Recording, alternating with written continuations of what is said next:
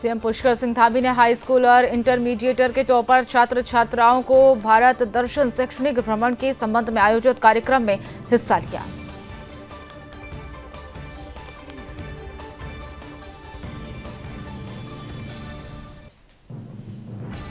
लंबे इंतजार के बाद पहाड़ों में शुरू हुई बर्फबारी। उत्तराखंड के कई हिस्सों में बर्फबारी, पहाड़ से लेकर मैदान तक तापमान में गिरावट।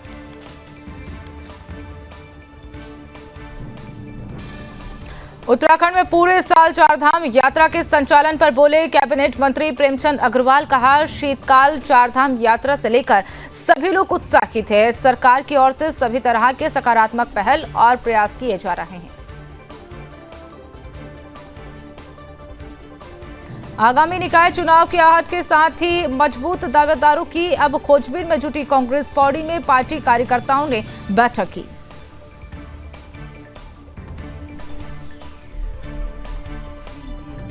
यूपी से लगी उत्तराखंड की सीमा पर मौजूद गांव हल्दी में बनेगा हाईटेक गौशाला। गौशाला निर्माण से आवारा घूम रहे गोवंश को मिलेगा सहारा।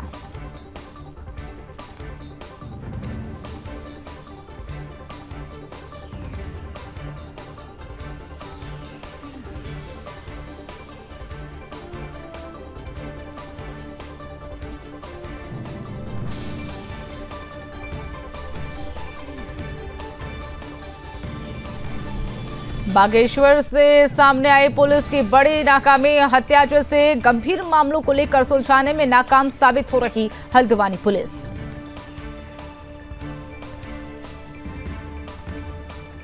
देहरादून में पुलिस को मिली बड़ी सफलता। लाखों की चोरी का पुलिस ने किया पर्दाफाश। 25 लाख लेकर फरार हो रहे थे चोर।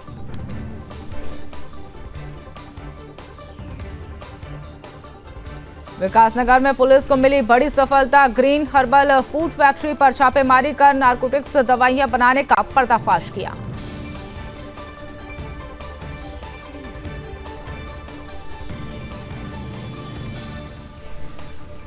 उत्तराखंड में राष्ट्रीय खेलों को लेकर तेजी से तैयारियां शुरू हुई। प्रदेश में 28 जनवरी से होगा राष्ट्रीय खेलों का आयोजन।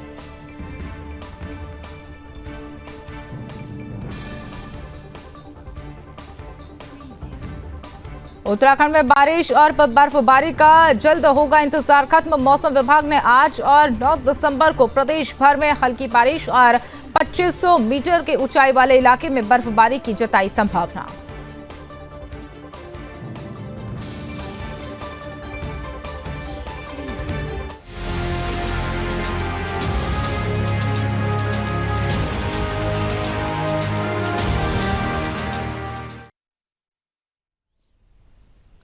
नमस्कार, सुदर्शन न्यूज देख रहे हैं आप और मैं हूं आपके साथ मनीषा पाटीदार।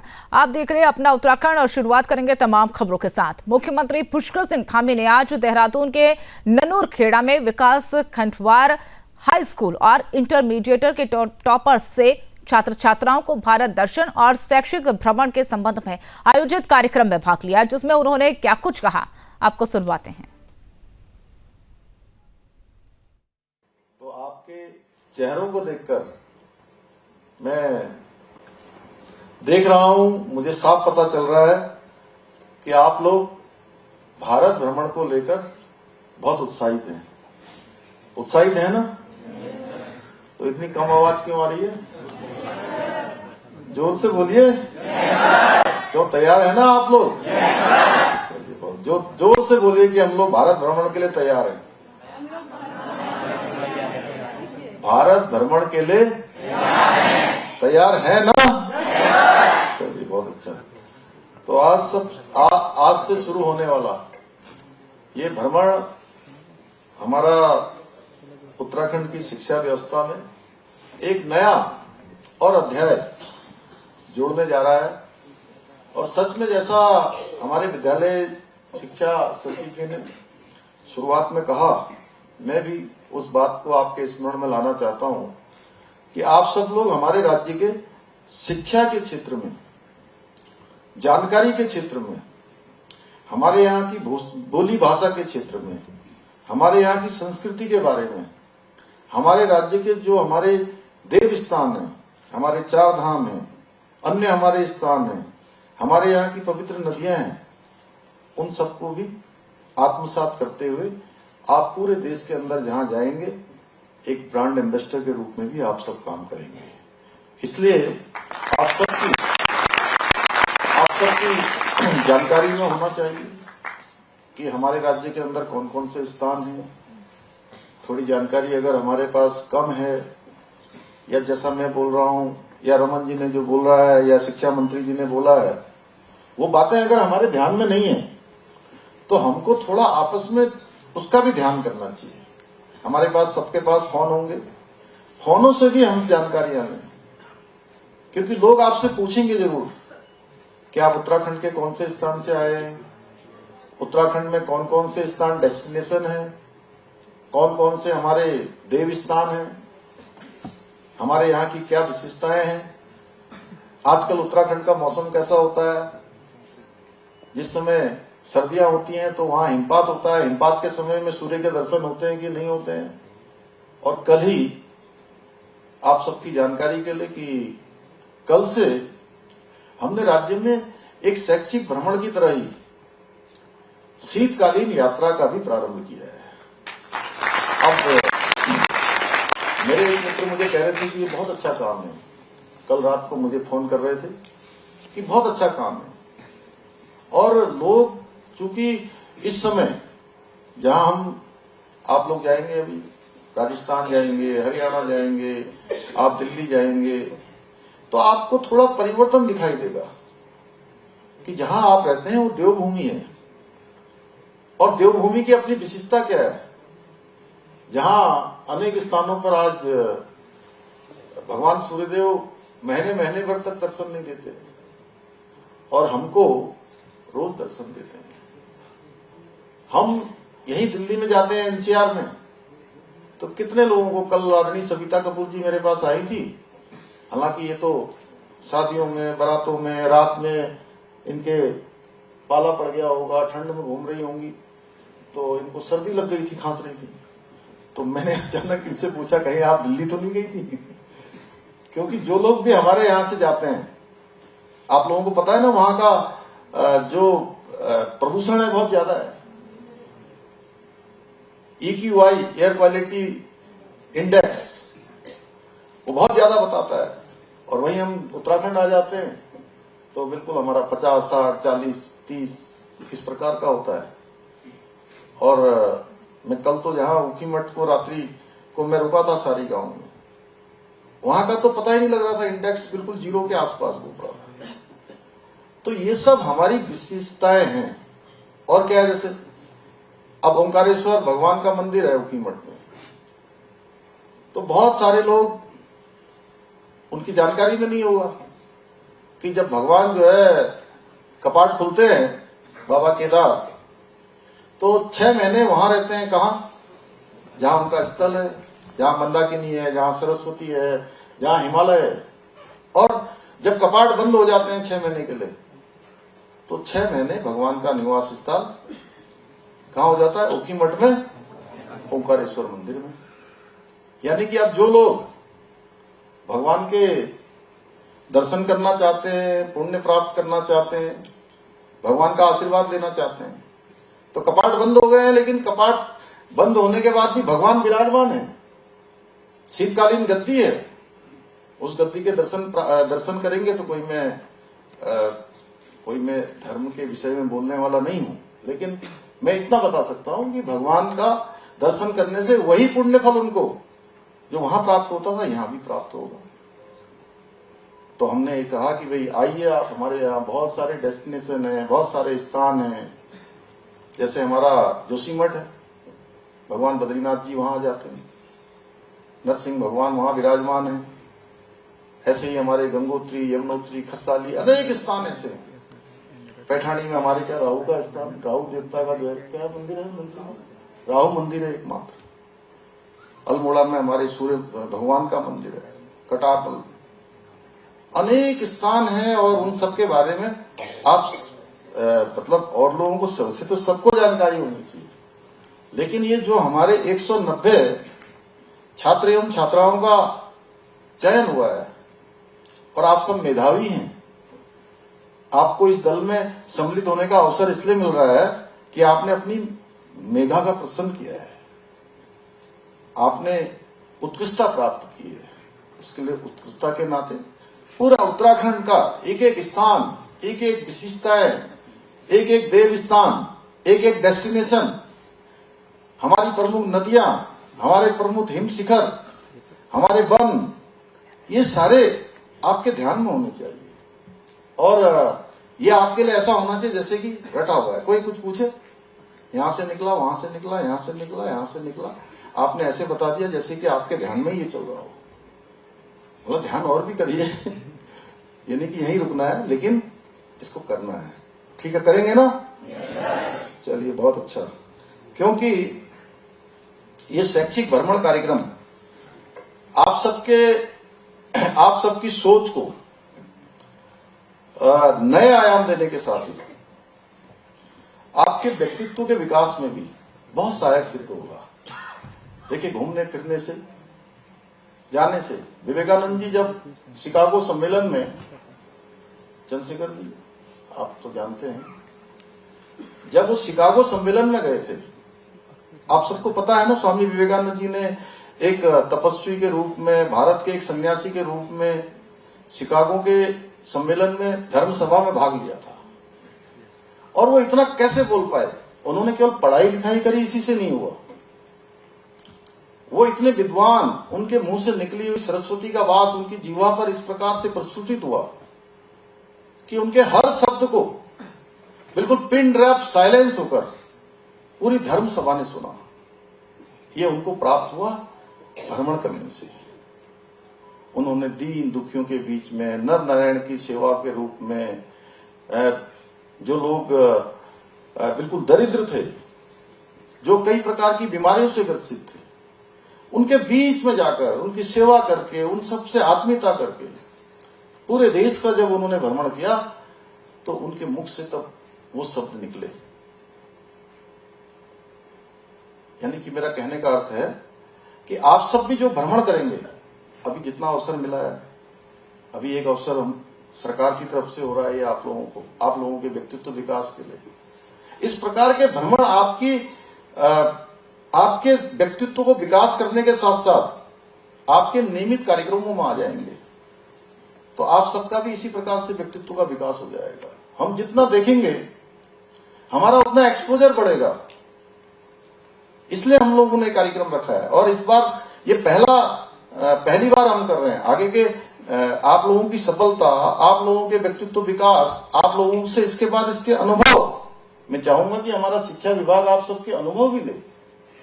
एक आपकी सबकी जो है डायरी बने, इतने कम लोग हैं, और उसमें आप लोगों ने क्या क्या इसमें अध्ययन किया, आपका एक्सपोजर क्या हुआ, आपके मन में यहां जाने से पहले क्या बात थी, आप पहले क्या सोचते थे, और लौट के आने के बाद आपके मन में किस प्रकार का परिवर्तन हुआ, आपकी सोच में किस प्रकार का परिवर्तन हुआ। जब हम इसको देखेंगे कि ये बढ़ रहा है, आप लोगों का बढ़ा है, आप लोगों में परिवर्तन हुआ है, आप लोगों के व्यक्तित्व का विकास हुआ है, तो हम इसकी संख्या को बढ़ाएंगे। प्यारे बच्चों, ये आपके शैक्षिक ज्ञान के साथ साथ आपके व्यवहारिक ज्ञान को भी विकसित करेगा। हमारा देश विश्व का एकमात्र ऐसा देश है जहां विविधता में एकता है। इसका अनुपम उदाहरण प्रस्तुत करता है। अभी आपने देखा ही, कितनी बोलियां हैं, कितनी भाषाएं हैं। क्या कहते थे वो, एक हम लोगों के समय में था, अलग भाषा अलग वेश, फिर भी है अपना एक देश। जी मैडम, कुछ कहा आपने? हिंदू देश के निवासी सभी जन एक हैं, रंग रूप वेश भाषा। तो भारत के प्रत्येक क्षेत्र की अपनी एक विशिष्ट संस्कृति है, अलग भाषा है, अपनी अपनी परंपराएं हैं, आस्थाएं हैं, जो भारत को पूरे विश्व में सबसे अलग बनाती हैं। अब आप लोग जब भारत दर्शन के लिए जाएंगे तो आपको ये सब देखने को मिलेगा। जो आपने अभी तक पढ़ा है, अभी तक देखा है, उसको व्यवहारिक रूप से आपको उसको नजदीक से आत्मसात करने का अवसर मिलेगा। खान पान है, ऐतिहासिक धरोहरें हैं, अलग अलग क्षेत्रों की अपनी विशेषताएं हैं, वो सारी की सारी उन सब से आपको नजदीक से परिचित होने का अवसर मिलेगा।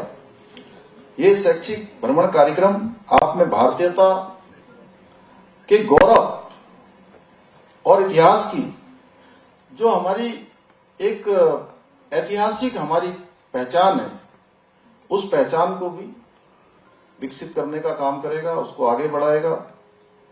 भाइयों बहनों, आज अभी यहाँ पर भाषा महोत्सव 2024 का भी शुभारंभ हो रहा है, जो भारतीय महाकवि सुब्रमण्यम भारती की जन्म जयंती के अवसर पर मनाए जाने वाले भारतीय उत्सव का हिस्सा है। और महाकवि सुब्रमण्यम भारती जी की जो राष्ट्रप्रेम से ओतप्रोत कविताएं हैं, वो आज हम सबको आंदोलित करती है, हम सबको प्रेरणा देती है। भारत की विभिन्न भाषाओं को राष्ट्रीय एकता का माध्यम बनाने के उनके विचार से। अब रुक करेंगे बड़ी खबर का। लंबे इंतजार के बाद पहाड़ों पर शुरू हुई बर्फबारी, उत्तराखंड के कई हिस्सों में बर्फबारी हो रही है। ये भी आपको बताते चले कि पहाड़ से लेकर मैदान तक तापमान में अब गिरावट दर्ज की गई है और तापमान गिरने से अब ठिठुरन बढ़ने की संभावना जताई जा रही है। पहाड़ से लेकर मैदान तक बर्फबारी का असर अब देखने को मिलेगा। तो बड़ी जानकारी आपको बता दें, उत्तराखंड के कई हिस्सों में बर्फबारी चल रही है और ऐसे में देखिए बारिश और बर्फबारी का बेसब्री से इंतजार कर रहे लोगों का लिए अब जो है बर्फबारी लेकर यह राहत की खबर है।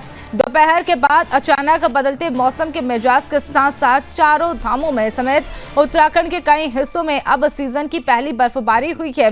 इसके निचले इलाकों की अगर बात करें तो वहां पर बारिश होने के तापमान में अब जो है गिरावट भी दर्ज की गई है। बारिश होने से तापमान में गिरावट दर्ज की गई है और देखिए तस्वीरों में आप देख सकते हैं कि उत्तराखंड के कई इलाकों में चमोली, मसूरी, चंपावत और शिमला के कई पहाड़ों में यहां पर बर्फबारी देखने को मिल रही है।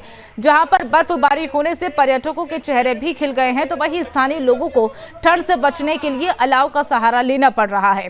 यही नहीं, आने वाले दिनों में कई दिक्कतें भी अब उत्तराखंड वासियों को झेलनी पड़ सकती होगी।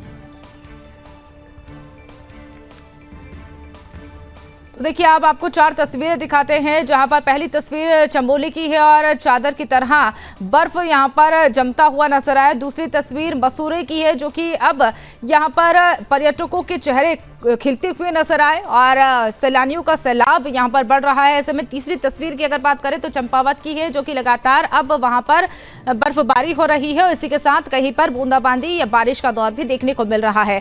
ऐसे में चौथी तस्वीर शिमला की है, जो कि लगातार देखिए अब यहां पर बर्फबारी कहीं पर हो रही है तो कहीं पर बारिश का सितम भी देखने को मिल रहा है, जो कि लंबे इंतजार के बाद अब बर्फबारी हो चुकी है। पहली बर्फबारी के बाद अब पर्यटकों के चेहरे भी खिलते हुए नजर आए।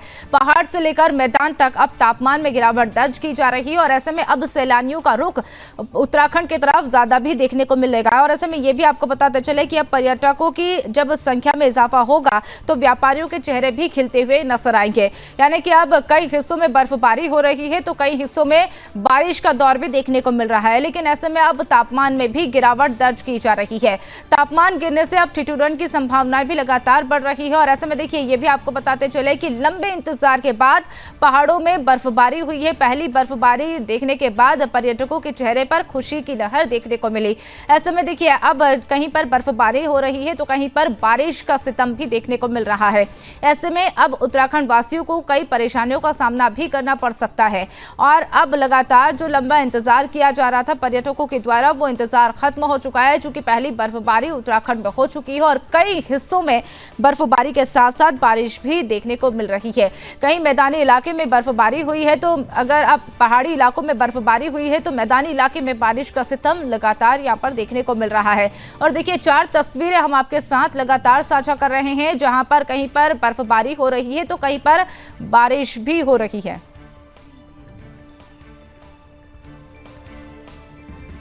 उत्तराखंड में चारधाम यात्रा अब केवल गर्मियों में ही आयोजित की जा रही थी। लंबे समय से शीतकाल में भी चारधाम यात्रा आयोजित करने की मांग उठ रही थी। उसको देखते हुए मुख्यमंत्री पुष्कर सिंह धामी ने एक बड़ा फैसला लिया है। प्रदेश में अब गर्मियों के साथ साथ सर्दियों में भी चारधाम यात्रा का आयोजन किया जाएगा, जिसकी घोषणा खुद मुख्यमंत्री पुष्कर सिंह धामी ने की। इसको लेकर प्रदेश के कैबिनेट मंत्री प्रेमचंद अग्रवाल ने कहा कि शीतकाल चारधाम यात्रा को लेकर सभी लोग उत्साहित थे। सरकार की ओर से सभी तरह के सकारात्मक पहल और प्रयास किए जा रहे हैं। ऋषिकेश चारधाम यात्रा का पहला पड़ाव होता है। यहीं से सभी व्यवस्थाओं को दुरुस्त करने के लिए सरकार ने अधिकारियों को निर्देशित किया है।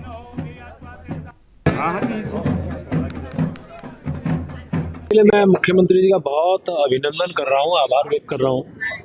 हम लोग ये जानते हैं कि वर्षों वर्षों से हमारे इस प्रदेश में जो चार धाम है उनमें ग्रीष्मकालीन जो यात्रा चलती थी, शीतकालीन यात्रा नहीं चलने के कारण आप जानते हैं सिर्फ 5 या 6 महीने लोग, चाहे उसके रोजगार से संबंधित बात करें, दर्शनों से संबंधित बात करें, तो ऐसा लगता था कि ये यात्रा सिर्फ 5-6 महीने की है। ऐसे में माननीय मुख्यमंत्री ने निर्णय लिया, सरकार ने निर्णय लिया कि इसे हम 12 महीने यात्रा भी कराएंगे और भगवान श्री के दर्शन भी, क्योंकि आप ये भी जानते हैं कि जो शीतकालीन जो पूजा होती है वो भी नियमित होती है, तो उसके दर्शन का लाभ आम श्रद्धालु ले सके, उसके लिए माननीय मुख्यमंत्री जी ने उसके लिए शुरुआत की है। और मैं ऐसा मान के चलता हूँ यदि ये शुरुआत होगी तो जहाँ भगवान श्री के दर्शन होंगे वहाँ हमारे उत्तराखंड के लोग हैं, वो चाहे रोजगार से संबंधित यदि मैं बात करूं, बसों से संबंधित हो गए, मैकेनिक से संबंधित हो गए, ढाबा, होटल, चाय, पानी, इस प्रकार के जो भी व्यवसायी हैं उनसे संबंधित रोजगार के भी अवसर बढ़ेंगे। उत्तराखंड में आगामी दिनों में प्रदेश के सभी 102 नगर निकायों में चुनाव होना है और उसके लिए निर्वाचन आयोग ने अपनी पूरी प्रक्रिया तेज कर दी और इसी के साथ निकायों में आरक्षण की फाइल अब राजभवन में संतुलित का इंतजार कर रही है। और ऐसे में इसको लेकर प्रदेश के शहरी विकास मंत्री प्रेमचंद अग्रवाल ने कहा कि निकायों में ओबीसी आरक्षण के लिए विधानसभा का प्रवर समिति बनाई गई थी, जिसको लेकर इस बार जो चुनाव हो रहे हैं वह 2018 के चुनाव के आधार पर किए जाएंगे और इसीलिए निकायों में आरक्षण की प्रक्रिया, किन किन निकायों में आरक्षण होना है, इसको लेकर फाइल राजभवन भेजी गई है। इसके साथ ही उन्होंने और क्या कुछ कहा, आपको सुनवाते हैं।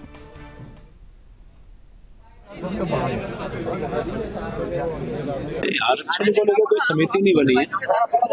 आरक्षण को लेकर प्रवर समिति जो बनी थी वो अपना काम कर रही है और जो हमारे यहाँ चुनाव को लेकर आरक्षण होना है उससे उसका अभी कोई संबंध वैसा नहीं है, क्योंकि चुनाव के लिए हम लोग जिस आरक्षण की हम लोग बात कर रहे हैं उस आरक्षण से संबंधित फाइल माननीय राज्यपाल जी के पास है और मैं उम्मीद कर रहा हूँ बहुत जल्द वहाँ से क्लियर होगी और तब हम आरक्षण अपने यहाँ लागू करेंगे और जो आपकी मंशा है उसके बाद हम फिर चुनाव कराएंगे।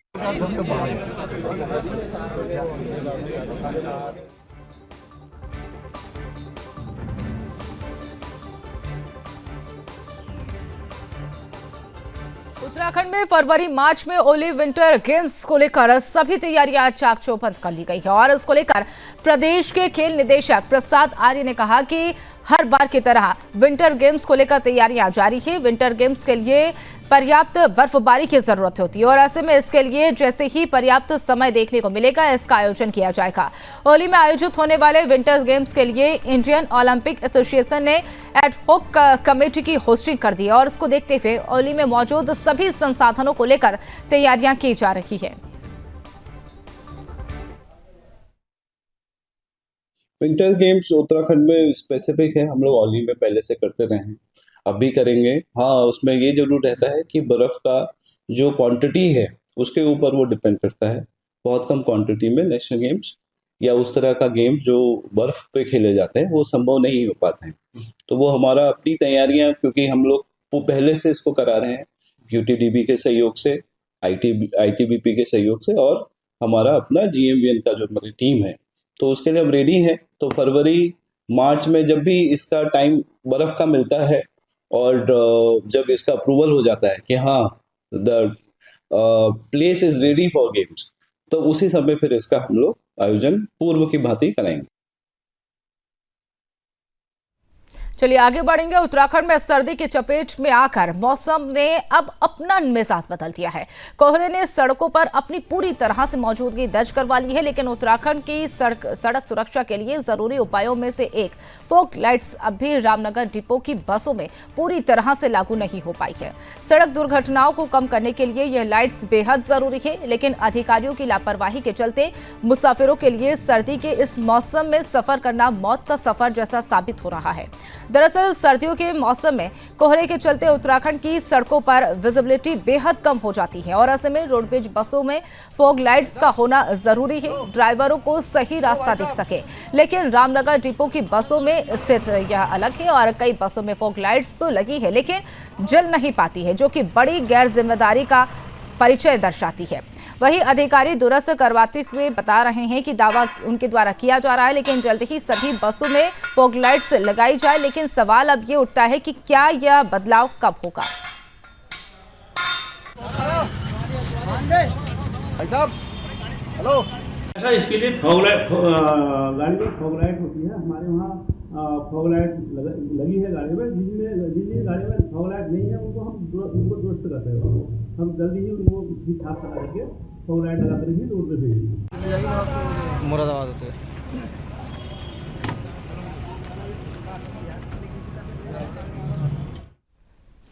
हल्द्वानी के मंडी चौक इलाके में मिली छात्र की लाश से अब मामला तूल पकड़ता जा रहा है। छात्र दिव्यांशु पांडे की लाश मिलने के बाद परिजनों ने पुलिस क्षेत्र अधिकारी से मुलाकात की और युवक की हत्या की आशंका जताई। परिजनों का कहना है कि दिव्यांशु की हत्या की गई है और उसकी आत्महत्या में बदलने का प्रयास किया गया। पुलिस ने परिजनों की तहरीर के आधार पर मुकदमा दर्ज कर लिया और जांच शुरू कर दी।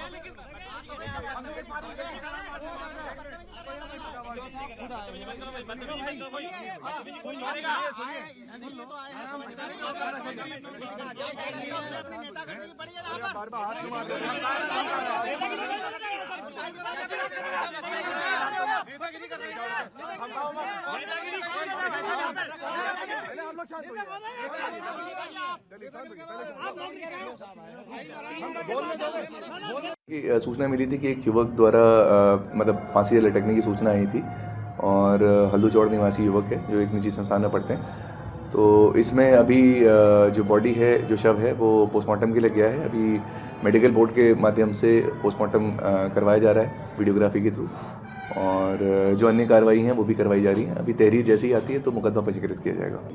देखिए, इसमें ऐसा कुछ छुपाने का तो नहीं है। इसमें परिवार को भी समझा दी गई ये चीज़ कि जो लिखित मार्क्स हैं उसी के आधार पे हम टिप्पणी कर सकते हैं। तो पोस्टमार्टम रिपोर्ट का वेट करना पड़ेगा, जिससे क्लियर होगा कि ये प्रथम दृष्टया क्या चीज़ है।